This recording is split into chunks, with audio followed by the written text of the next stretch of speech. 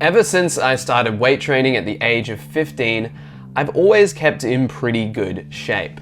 Obviously, I've let myself slide on occasions, especially while traveling, and that was the idea behind this YouTube channel to begin with. But recently, I've been getting into a good routine in Brisbane, and I'm the fittest I have ever been. One thing, however, that's always eluded me throughout my whole journey with fitness is abs. You know, I have a pretty strong upper body, but I've never been down to a low enough body fat to kind of get that six-pack abs. And so it's always been on the back of my mind that that is something I want to do at one point in my life. Like I said, this year in Brisbane, I have been getting into a pretty solid routine. I've been working out 6 to 10 times a week. I do CrossFit in the mornings, and I started doing boxing after work. I'm still doing my intermittent fasting, and I don't drink too much or binge too much. I was already pretty healthy until I discovered this 8-week challenge at a local gym that I follow on Instagram. At this time in my life, I was looking for a challenge, and so I thought this would be the perfect chance for me to actually achieve that body composition goal that I've been thinking about for a long time, to finally get abs. So it didn't take too much convincing. I hit them up on Instagram, and the next thing you know, I was starting an 8-week challenge, an 8-week journey to see if I could finally achieve my goal of getting six-pack abs in 8 weeks.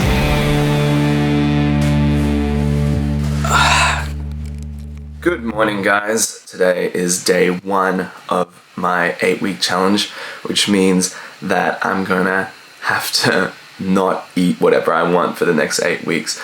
That's gonna be the biggest challenge for me. I do work out quite a bit. In fact, I have got to work out this morning, and then I've got my scans and before photos over at facilities. So I want to look good for the before photos, also want to look good for the after photos, obviously. I'm going to do some manscaping before that, take care of this situation here, also around the body, so going to take care of that, and then head to the gym.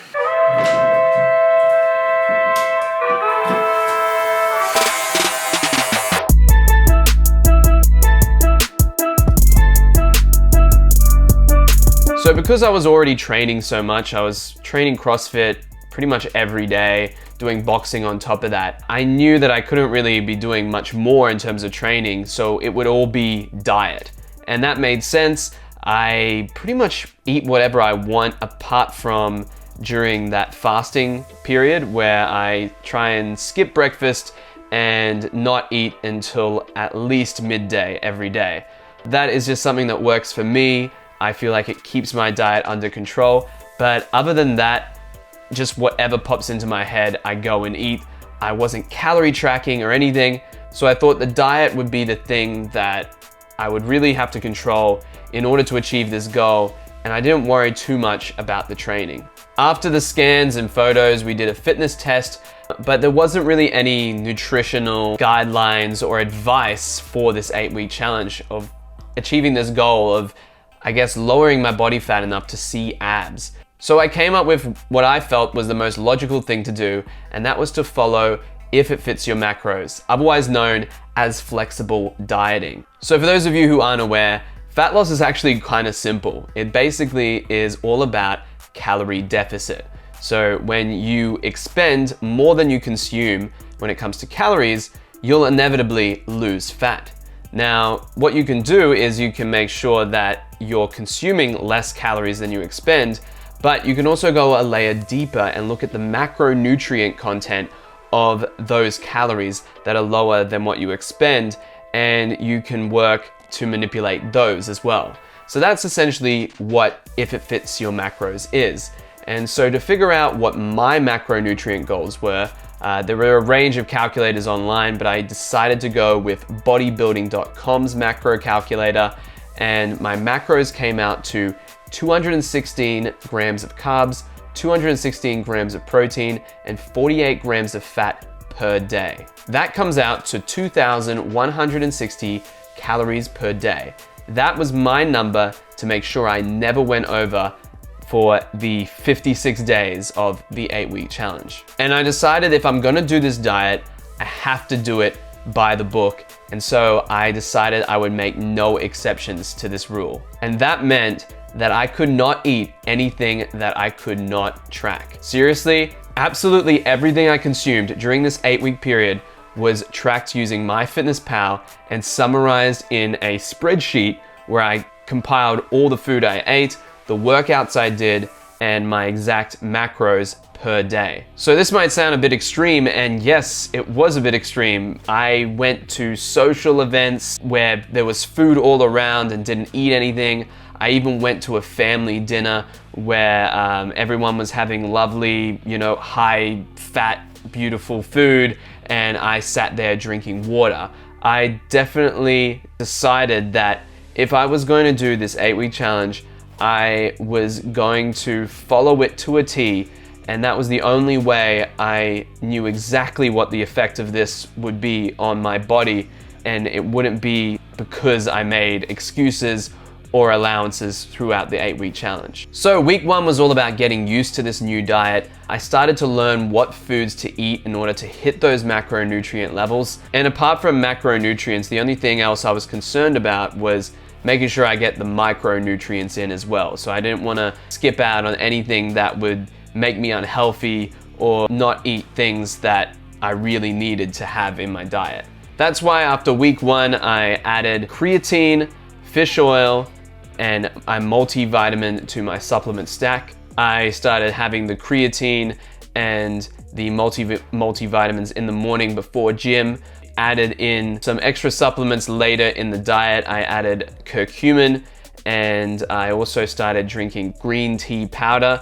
That was when I started to get really desperate, which we'll get into in just a sec. And after week 1, it was just, I started to experience this like honeymoon period where I was really excited and learning a lot about dieting. I started to binge watch fitness YouTube. I was watching all sorts of fitness YouTube, and I was learning different ways to manipulate my macros, eat low fat, eat low calorie, what training I should do, and I found it really, really interesting. Whenever I discovered a new recipe or a restaurant that fit my macros, I got really excited, and it became this kind of weird obsession that I had. So I've been watching a lot of fitness YouTube since I started this 8-week challenge, and one of the best tips I got out of all the videos I watched was from Lauren Simpson, who in one of her what she eats in a day or one of her videos, she covered this place called Nutrition Station. I'm here now. It's a macro-friendly restaurant. Been searching for something like this in Brisbane, and food looks amazing. Just everything on the menu has got the macros in it, so it's easy to calculate. That was up until about day 18, when I was feeling great, but then the hunger and low energy started to come on at around that period. Some days it became hard to keep the fast going in the morning, so I would break it occasionally with a small meal of almond, banana, and a black coffee. One of the things that I've always done is drank black coffee during my fast to help me get through the mornings, but one thing else I started doing was drinking coffee again in the afternoon. It's pretty much the only thing that curbs my hunger that doesn't have a lot of calories in it. Especially if it's black coffee, it has 0 calories. And keep in mind here, I wasn't consuming anything that I couldn't measure. So I didn't just have a cappuccino from the local coffee shop.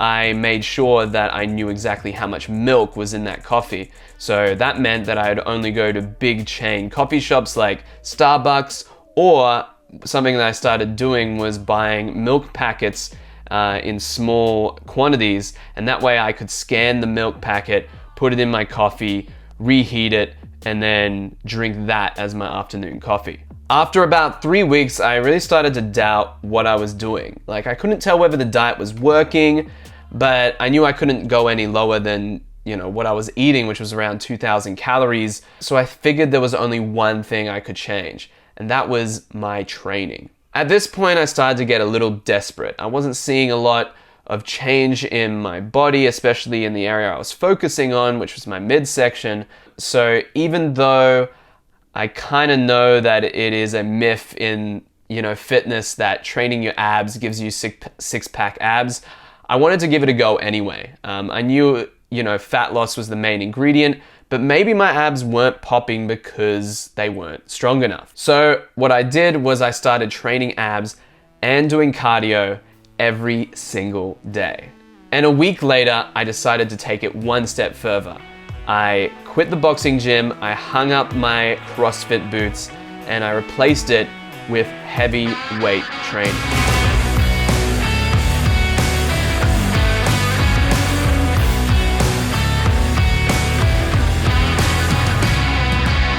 I'd like to say that this is the end of the story. I hit these heavy gym sessions for the last 4 weeks and just cruised to the end of the challenge, but unfortunately, that wasn't the case. On day 38, I hit a wall. I started waking up with no energy, little motivation to train, and I needed to do something about it. So what I did was I replaced the run with a walk instead. So pretty much getting my steps up, trying to increase my cardio so that I would just burn more calories over the course of a week. But instead of doing the run, which I found really hard to do, I just replaced that with a walk. And with no measurable difference to my abs at the end of, training them every day for 18 days straight, I decided I needed a bit of a pick-me-up to get through the last few weeks. And walking to the gym, doing abs every day, and doing weight training by yourself was kind of demotivating. So what I did was I went back to the gym that I signed up to do this 8-week challenge at, and I started to do group fitness sessions in the morning. I was still feeling tired and hungry pretty much every day, but with only a few weeks to go, I just decided to take it day by day, and I made it all the way to day 57. So I rocked up to the gym pretty sure that I was much leaner than I was at the beginning, but I didn't know if it was going to be reflected in the scales. I actually was surprised when I got the results back and my body fat percentage was at 5%, and I had lost over 5 kilos. Turned out to be about 13 pounds in American terms. And if you look at my results from the scan, it appears that my lean body mass did not decrease during the 8 weeks. So pretty much all of that 6 kilos almost was fat. When you look at those kind of results, you kind of realize that it was working all along, or that it kind of worked out in terms of the numbers. But when I looked at my midsection, I don't have that six-pack abs. Even at 5% body fat, my midsection is just it doesn't have those horizontal lines. And obviously I knew pretty early as I was, looking at my body every day and seeing how I was going, that I wasn't really getting any horizontal definition to kind of get that six-pack. But I could see I was definitely getting leaner. And so I don't really want to make excuses here, but maybe it's just genetics. I don't know. But at the end of the day, it is what it is. My body has done what it's done under this stimulus, and it's all been a very interesting experiment and something I definitely do not regret doing. Some of the things that I learned on this diet, or some of the things I noticed, was that obviously hunger was hard to control. I was definitely eating much more than 2,000 calories before I started this diet. And controlling that hunger was pretty hard at times, especially when things started to get boring or stressed out at work. That's when I found it hard to distract myself from thinking about food. On the weekends, I could kind of work out or, go do things, and it kind of take my mind off food. And because I was hungry all the time, I started to naturally drink a lot of water. I drank so much water that I would end up going to the bathroom a lot more, and in the morning I was just so full. In fact, I would often get up throughout the night and go to the bathroom because I was so full of water every single night. And overall, doing this kind of diet, it didn't feel healthy. I lost my motivation to exercise. I did experience some side effects like lower sex drive. I wasn't even thinking about girls pretty much especially the last 4 weeks, wasn't at all. And I got sick 2 times in the 8 weeks, which is unusual for me. I usually get sick maybe once every 3 to 4 months. And obviously, you know, tracking absolutely everything is not sustainable. Even though I love counting things, I count everything I spend, I'm just that kind of person that loves to measure. It's not sustainable when certain things you can't measure, like eating out, or when you go over your friend's house and they cook food. You can always be super anal about calories your whole life, but it's probably not gonna make your life better to be that obsessed with it. So that's something that is not really sustainable, but something that, you know, I'm glad I did over the 8 weeks. The one thing I did learn from tracking was like, what's in the food that I eat? And I got really curious to see, like, for instance, I've experimented with veganism earlier this year, and I wanted to see what the macros were for like the vegan dishes I was eating earlier in the year. And actually, if you want to learn more about what I learned about food specifically from doing this challenge, I wrote an article. It's available on the blog, nomadfit.com is where you can find it, and you can learn what I learned about tracking calories specifically in that. But I want to wrap up with a final point here, and that is, you know, it's a bit of a cliche in the fitness industry, but you know, you shouldn't be going on diets. You should be looking to live a healthier lifestyle. You know, you want to make these kind of things very sustainable. Obviously for me, with just this 8-week challenge, I was trying to get down to, you know, as low a body fat percentage in a short amount of time. It's not something that I would want to continue doing, and it's not really something sustainable. But for yourself, if you're trying to get down to a lower body fat percentage, obviously you got to figure out what works for you over the long term. I think bodybuilders generally cut for about 4 months of the year, and the rest of the time they're bulking. That's kind of what I've heard from watching a lot of fitness YouTube. But for the average person, you really don't need to do an 8-week challenge or you know, something as extreme as this. It does help to learn what's in your food and learn more about all of this stuff. But this is obviously quite extreme and something I'm glad I did, but probably will never do again.